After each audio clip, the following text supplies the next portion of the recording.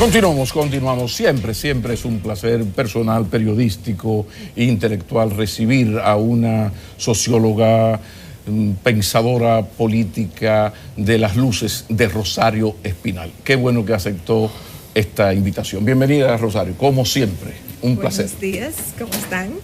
Bueno. Vamos a comenzar con un ligerísimo balance de la gestión de Danilo Medina. Se lo voy a poner cómoda. Si usted quiere analizar los 6 años, los 2 de esta gestión o los 2 que faltan. Como usted se sienta más cómoda. Los 2 que faltan. Wow. Bueno, yo creo que analizar la gestión de un presidente en este país siempre es complicado, porque yo creo que hemos perdido bastante la capacidad de sosiego en el análisis. Entonces, es como que o todo es bueno, no importa si hay cosas malas, o todo es malo, no importa si hay cosas buenas. Entonces, cuando uno trata de hacer un balance, pues entonces está como entre esas 2 posiciones. Y yo pienso que en cualquier gobierno, pues hay cosas positivas y hay cosas negativas. Y bueno, las cosas positivas yo creo que se han dicho bastante. En realidad, la administración de Danilo Medina se ha caracterizado por, para decirlo así de manera, englobando varias cosas, por una expansión del Estado asistencial. Esa es una variable crucial para entender lo que está pasando aquí a nivel social y a nivel político, bueno, y a nivel económico también. El modelo de expansión del Estado asistencial comienza en el 2004, cuando vuelve al poder el PLD, pero se da una expansión significativa a partir del 2012. Y es una estrategia que ha seguido el presidente Danilo Medina. ¿Qué significa eso? 4% a la educación, y a partir de ahí tanta extendida, es probablemente yo diría el subsidio mayor que se le ha dado a los sectores populares de este país, porque ¿quién manda a sus hijos a las escuelas públicas? Entonces, ese es un ejemplo, pero están los programas Solidaridad que se han expandido, está SENASA, bueno, hay una diversidad de programas, y yo creo que esa es una variable sumamente importante para entender lo que está pasando. Claro, ¿cuál es la crítica? Bueno, hay varias críticas a esa expansión del Estado asistencial. Una, que hay muchos préstamos, o sea que es subsidiado, en vez de ser subsidiado con recursos locales a través impositivo, pues hay un componente de deuda pública muy grande que representa un problema hacia adelante, y esa crítica es válida. Y yo pienso que el modelo del PLD de expansión del Estado asistencial y del propio Estado, incluso cuando uno lo ve en empleomanía, el grave problema hacia futuro que tiene ese modelo es que ha descansado mucho en el endeudamiento externo, porque internamente hay unos límites a la capacidad impositiva, porque el ITEVI se ha ampliado bastante. O sea, es muy difícil ya tú ampliar mucho el ITEVI. Si tú subes porcentualmente el ITEVI, la gente se va a resentir mucho. Eso tiene efectos políticos, no solamente efectos económicos. Entonces, hay límites a cuánto tú puedes expandir la base impositiva, por más que repitan que nada más es el 14% del PIB, etcétera. Aunque digan eso, aquí habría una resistencia muy fuerte a mayores niveles de impuestos, aunque en los gobiernos del PLD en varias ocasiones se han aumentado los impuestos. Pero llega un punto en que ya, por ejemplo, el gobierno no se ha atrevido.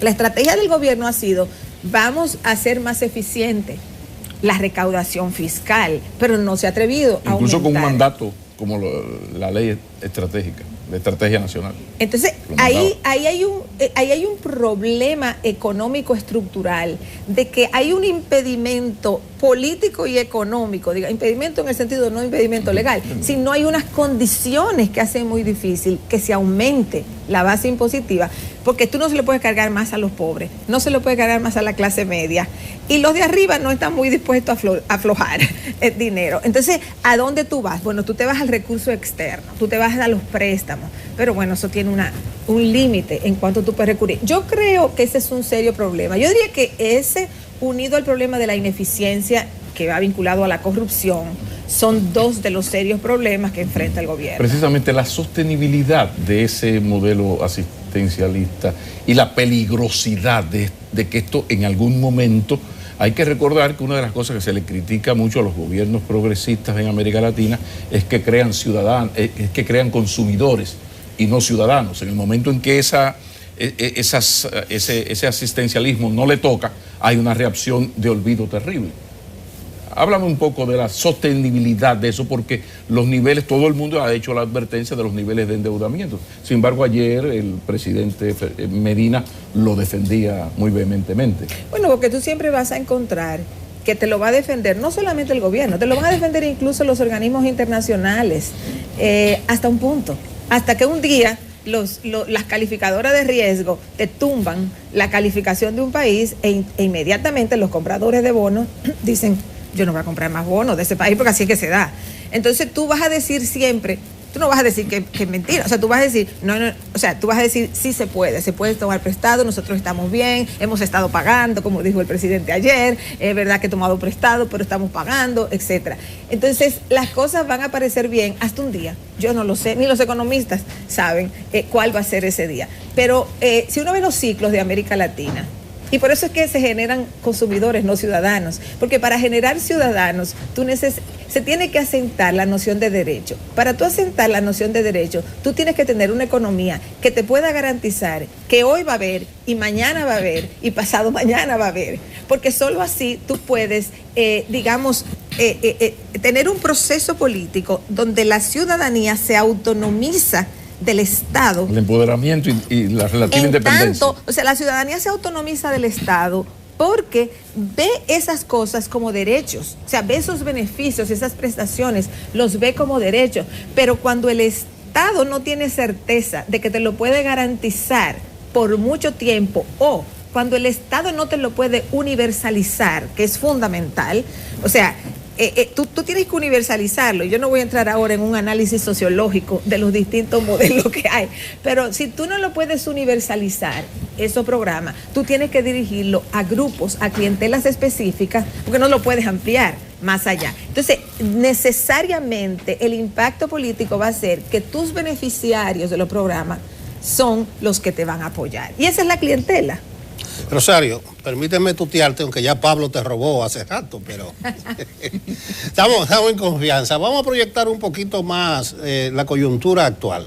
Vamos a dar la ley de partido como aprobada y promulgada como realmente es, pero ha dejado algunas heridas difíciles de retañar en el corto tiempo. No sé si se permanecerán los problemas en el PLD.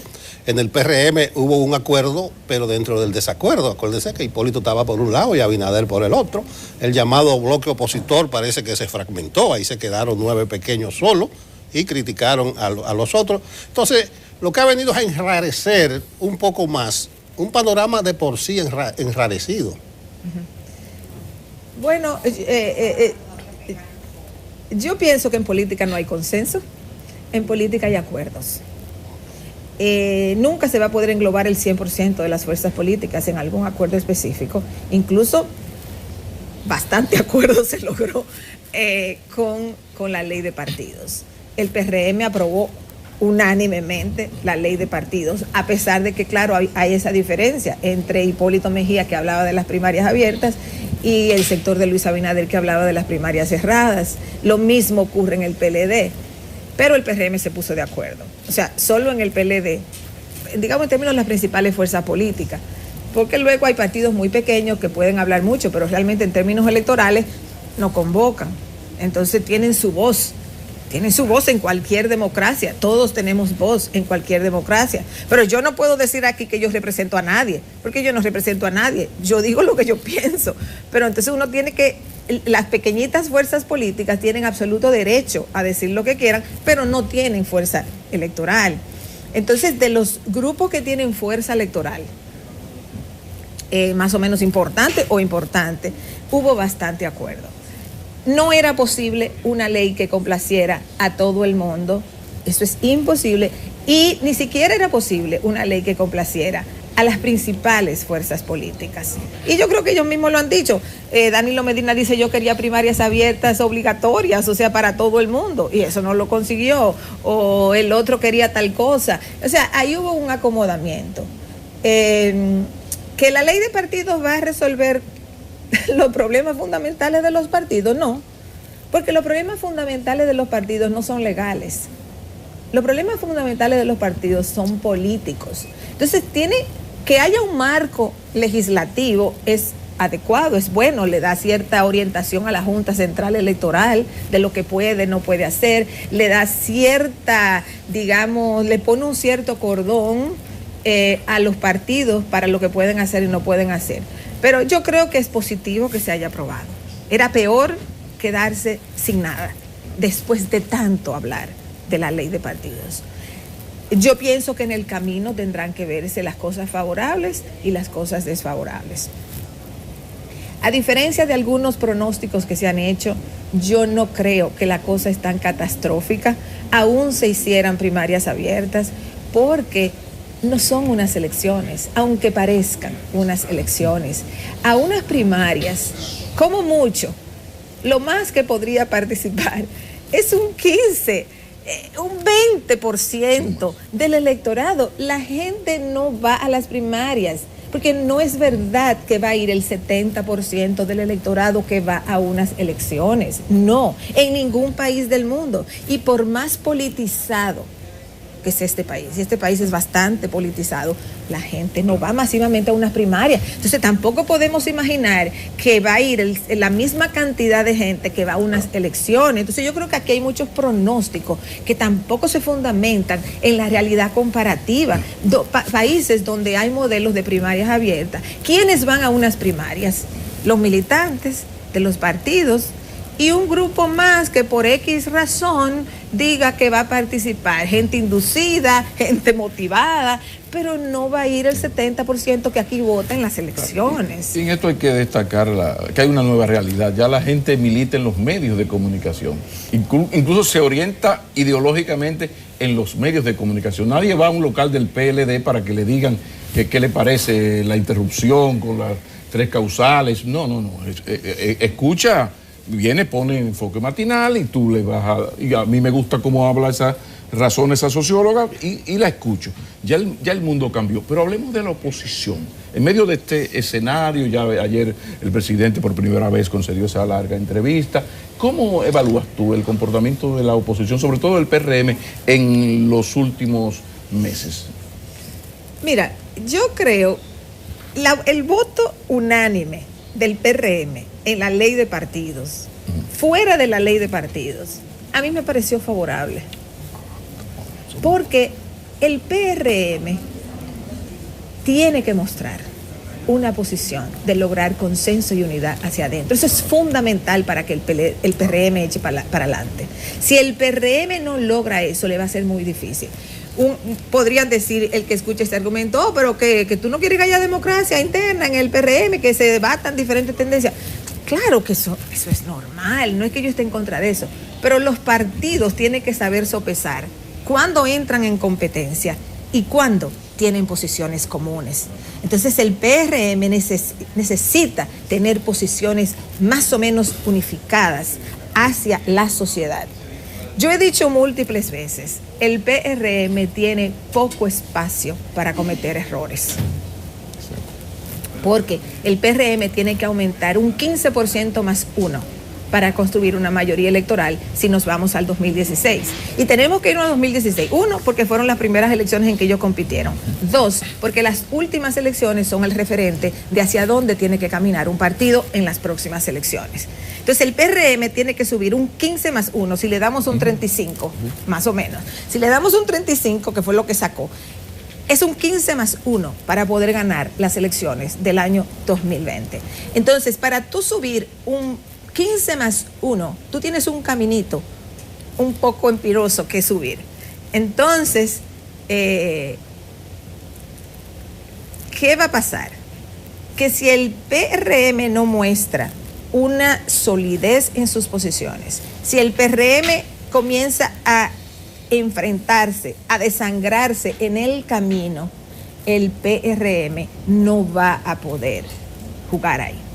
Miren, hay en una democracia electoral, en condiciones normales de competitividad electoral, imaginen una balanza, es así, en donde un partido pierde, pero no se desploma.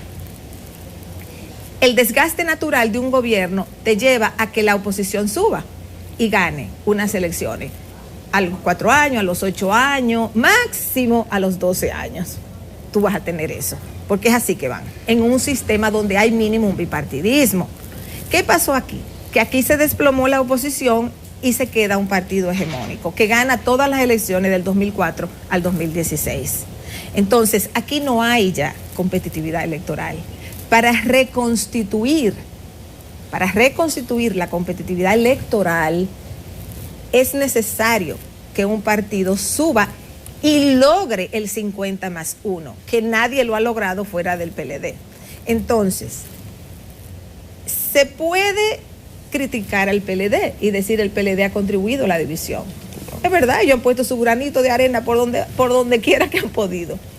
Pero el culpable de la destrucción del reformismo, de la división del PRD, de los problemas que tenga el PRM, son internos. Y ellos tienen que entender que no pueden darse el lujo de seguir cometiendo errores, porque tienen enfrente a un partido con una vocación de permanecer en el poder tanto como pueda. Bueno, ahí entra un factor, aunque no es oposición propiamente dicho, que es la Marcha Verde y lo que significa.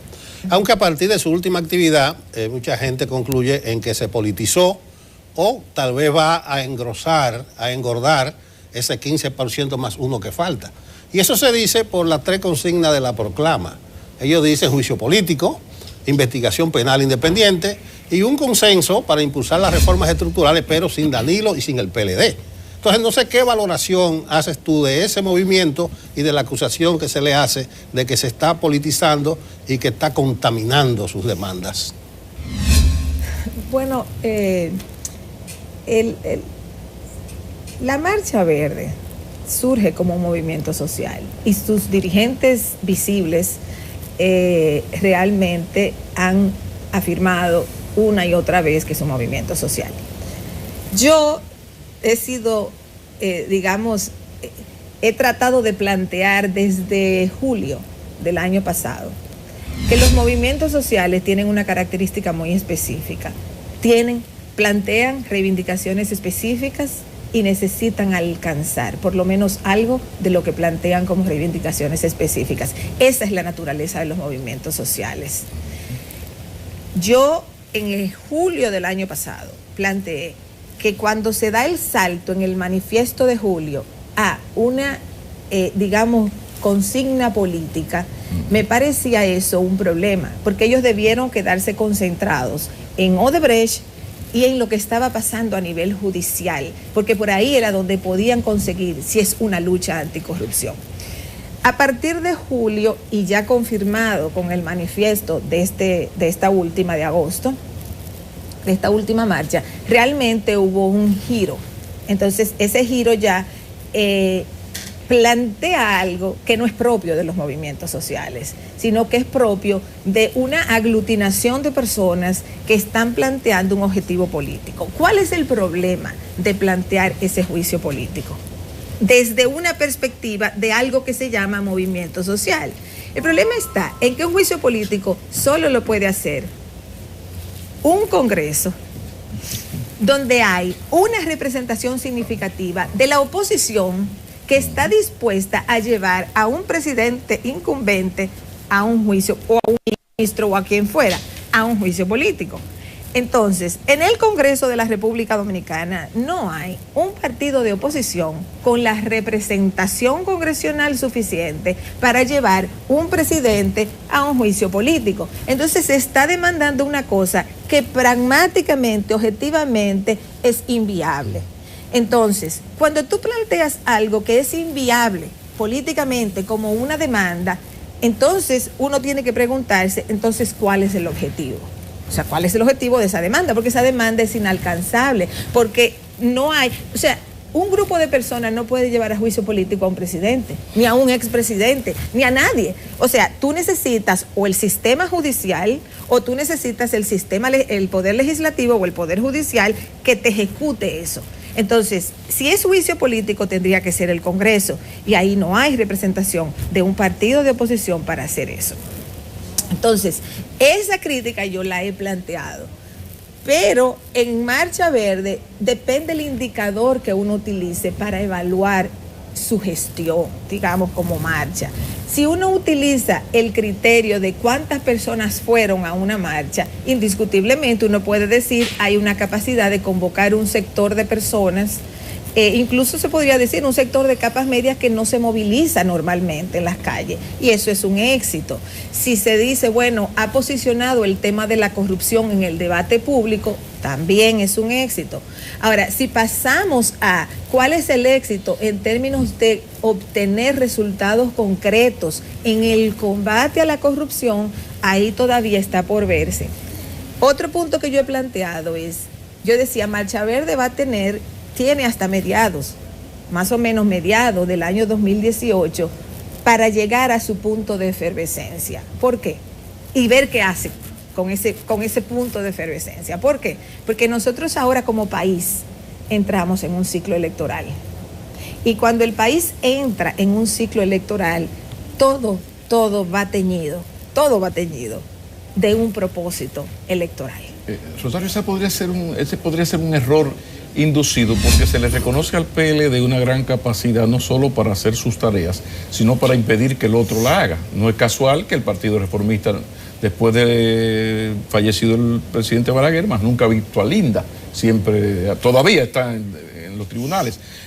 Gran parte del éxito del PLD tuvo que ver con que se le fue una parte importante al PRM, pero el otro se va del lado del PLD, es decir, que el golpe fue duro. Ahora de repente uno ve, porque uno lo anotó y lo comentó, ese craso error de tú dar ese paso de algo que no lo dijiste, Nelson, pero tú sí lo escribiste en su momento, destacando la imposibilidad práctica de esas cosas. ¿Hasta qué punto podría estar la mano estratégica del PLD en una decisión que es, diríamos, estratégicamente torpe para los intereses de la Marcha Verde, porque lo lleva, como acabas de decir, a otro plano, a otro nivel? Bueno, yo no le voy a atribuir tanta inteligencia al PLD, quizás la tienen. Bueno, te puse antecedentes. Yo no te voy a decir que no, yo no lo sé, pero si lo que tú estás preguntando, es así, entonces yo creo entonces que la dirección de Marcha Verde tiene que ponerse a reflexionar sobre eso.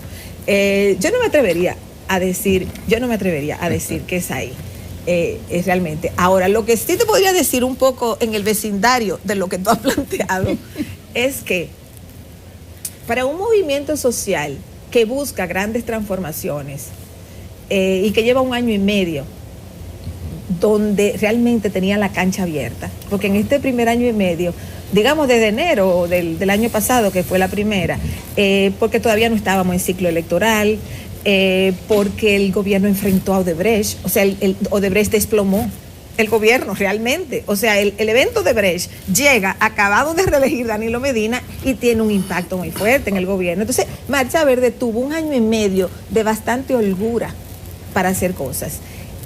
Cuando tú ves que la marcha, el gobierno, las autoridades, la policía, todo el mundo organiza que todo salga bien, que todo funcione, que no sé cuánto. Entonces tú como dirección de un movimiento tienes que decir, ok, convocamos gente, perfecto, pero estamos en camino de lograr lo que queremos, o nosotros nos hemos hecho parte de un elemento más dentro de lo que es digamos, el escenario político del país.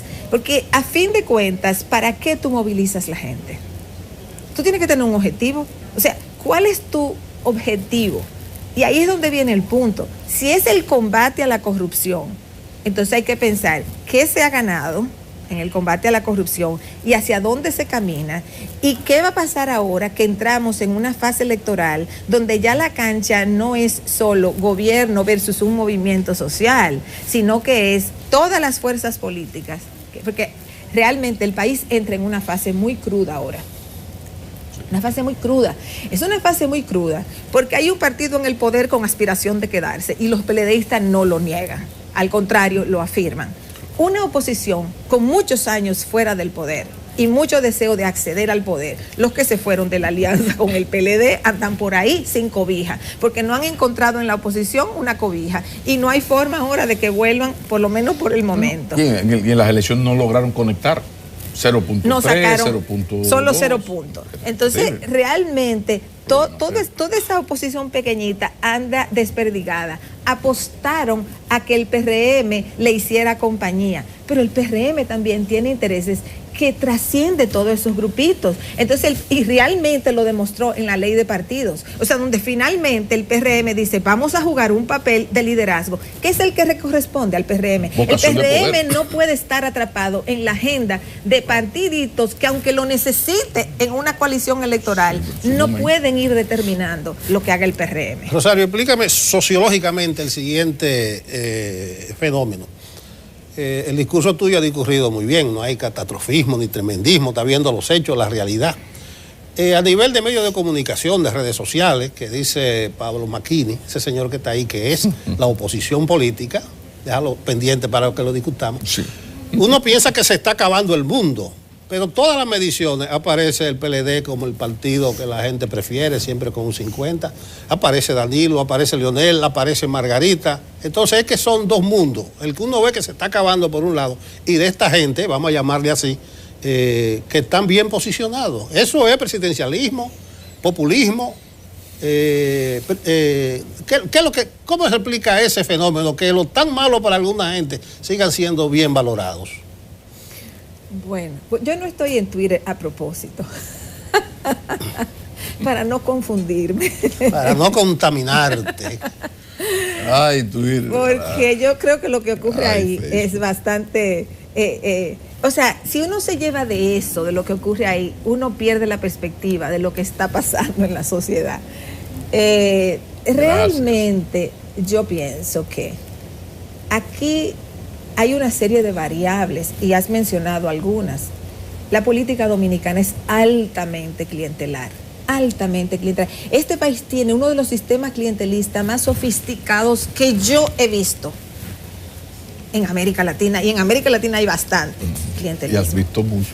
O sea, si uno se pone a ver, en este país han gobernado todas las fuerzas políticas con excepción de 2 o 3 partidos minoritarios, pero la inmensa mayoría incluso de los partidos minoritarios han estado en el poder. Eso significa que aquí la clase política ha sido beneficiaria del Estado clientelar prácticamente toda. Entonces, el PLD tiene algunas variables que le son muy beneficiosas y que explican esos puntajes que tú estabas señalando. Uno, la estabilidad macroeconómica. Es verdad que con eso no se come, dirán muchos, pero con eso se come. Ay. Cuando hay un nivel de inflación moderada y cuando hay un nivel de devaluación moderada, no es lo mismo que cuando hay un nivel de inflación en un 500% y un proceso de devaluación acelerada de la moneda. Son contextos económicos muy diferentes y América Latina los conoce. Nosotros nunca, como país, hemos vivido la catástrofe de desestabilidad macroeconómica que han vivido otros países o que están viviendo otros países. Mira Venezuela. Nunca lo hemos vivido, pero hemos vivido la del 2003-2004, cuando hubo un proceso de devaluación acelerada y aumentó la inflación considerablemente. O sea, nosotros tenemos episodios de crisis macroeconómica. Entonces, nosotros hemos vivido un proceso de estabilidad macroeconómica y para la gente que no es economista, eso quiere decir que la devaluación del peso es moderada, va lentamente y que la inflación también es moderada. No que no hay inflación, no que no hay devaluación, porque la hay, pero es moderada. Eso crea un ambiente económico que es muy favorable a un partido en el poder. Otro factor que lo mencioné anteriormente, la expansión del Estado asistencial. Si usted es de clase media alta o media casi alta y manda a sus hijos a la escuela y necesita mínimo 2 carros y no sé qué, usted se va a quejar de muchísimas cosas. Pero si usted es una madre pobre o de clase media baja que manda a sus hijos a la escuela y le dan desayuno, merienda, almuerzo, tanda hasta las 4 de la tarde, a usted le ha resuelto un problema inmenso en la vida. Eso tiene efectos políticos en cualquier país. Entonces, esa expansión del Estado asistencial tiene consecuencias políticas. Y he mencionado solamente dos, la estabilidad macroeconómica y la expansión del Estado asistencial. Que un día eso se va a derrumbar, dada la historia de América Latina, sí, pero a la gente promedio de este país, esa persona no está pensando que eso se va a derrumbar, que va a llegar una crisis de deuda externa. No, ellos no están viendo eso, ellos están viendo una realidad cotidiana. Entonces, esos son factores que la oposición tiene que contemplar, porque no se puede hacer política en la oposición en base a ficción. Y eso es lo que la oposición tiene que entender muy claramente, cómo se hace para ganar terreno en un ambiente que estructuralmente le es adverso a la oposición. Entonces, ¿cómo tú vas ganando? Porque como yo decía, en un sistema político donde hay competitividad electoral, donde la oposición no se ha desplomado, el desgaste natural del gobierno te aumenta y ya tú compites y tú ganas, porque se desgastó un poco y eso te sube la oposición y ahí tú vas, en un balanceíto así. Pero eso es donde hay competitividad electoral, aquí no hay, aquí se perdió la competitividad electoral. Para restablecerla, entonces la oposición tiene que crecer sustancialmente. Y la oposición o tiene que hacerlo de manera muy inteligente, contando con liderazgos muy atractivos, o la oposición tiene que esperar que todo esto se desplome algún día. Finalmente, entonces, los sociólogos llaman lo nodal. En el Cibao se dice el meollo. La cosa está en la sostenibilidad de ese sistema. Mientras se mantenga ese sistema, así se pueda mantener ese sistema asistencialista, es muy difícil que el PLD, a menos de que ocurra algo fuera de, pierda ese 50, 49, 54. Por eso es que yo he dicho muchísimas veces que una crisis económica sería el gran dolor de cabeza, porque ese sí sería el para afuera que van en el PLD. Sí, se acabó el tiempo, pero ¿qué piensa la socióloga de la reelección? No de Danilo, no del transitorio, de la reelección como fenómeno en nuestra historia, brevísimamente. Yo creo que el caudillismo y el personalismo es uno de los serios problemas de la política dominicana y de todos los países como este. Yo he sido partidaria siempre de que aquí se establezca un sistema X de repostulación y que se mantenga. Punto, que no se cambie la Constitución, o se ponga una reelección y nunca jamás, o se ponga, que es la que yo prefiero, una repostulación y nunca jamás, o se ponga una repostulación y nunca jamás y se espere 2 periodos, no uno, se espere 2 periodos. A mí no me gusta la intermitente de 4 años sí, 4 años no, a mí esa me parece horrenda. Entonces yo pienso que o una repostulación y nunca jamás, o una repostulación y esperar mínimo 2 periodos para poder volver a competir, pero que se establezca un sistema y que no lo cambien, porque ningún sistema de repostulación es perfecto. Fortaleza institucional. Qué bueno, qué bueno. Muchísimas gracias, doctora. La doctora Rosario Espinal, doctora en sociología afín, analista político, nos ha acompañado. Nos vamos a la pausa. Seguimos en Enfoque Matinal.